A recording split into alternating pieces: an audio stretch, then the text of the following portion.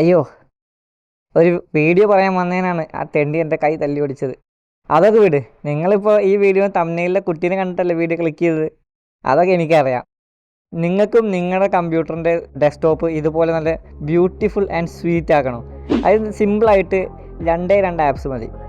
ഒന്ന് റെയിൻ മീറ്ററും പിന്നെ ഒന്ന് ഓട്ടോ ഡെസ്ക്ടോപ്പ് ഹൈഡും. നമുക്കിത് എങ്ങനെ ചെയ്യാമെന്ന് ജസ്റ്റ് സിസ്റ്റത്തിൽ നോക്കാം. അപ്പോൾ നേരെ ഗൂഗിളിൽ പോവുക, റെയിൻ മീറ്റർ അടിക്കുക, ഈ ഫസ്റ്റ് കാണുന്ന ലിങ്കിൽ ക്ലിക്ക് ചെയ്യുക, ഈ സുനാപ്ലി ഡൗൺലോഡ് ചെയ്യുക, ഇൻസ്റ്റാൾ ചെയ്യുക. അതുപോലെ തന്നെ നേരെ പോയിട്ട് ഇത് അടുത്തതൊരു ചെറിയൊരു ആപ്പാണ്. ഇത് നേരെ ഗൂഗിളിൽ പോയിട്ട് ഓട്ടോ ഡെസ്ക്ടോപ്പ് ഐക്കൺ ഹൈഡ് അടിക്കുക. ഫസ്റ്റ് കാണുന്ന ലിങ്കിൽ ഈ ലിങ്കിൽ നിന്ന് ക്ലിക്ക് ചെയ്യുക. എന്നിട്ട് ഇത് ഡൗൺലോഡ് ചെയ്യുക, ക്ലിക്ക് ചെയ്യുക, ഇൻസ്റ്റാൾ ചെയ്യുക. ഇപ്പോൾ നമ്മൾ രണ്ടാമത് ഡൗൺലോഡ് ചെയ്ത ഈ ഒരു ഫയൽ ഉണ്ടല്ലോ, ഈ ഫയൽ ജസ്റ്റ് എവിടെയെങ്കിലും സേഫായിട്ട് കൊണ്ട് കീപ്പ് ചെയ്യുക. എവിടെ വെച്ചാൽ നിങ്ങൾക്ക് ഇഷ്ടംമാതിരി വെച്ചോളൂ.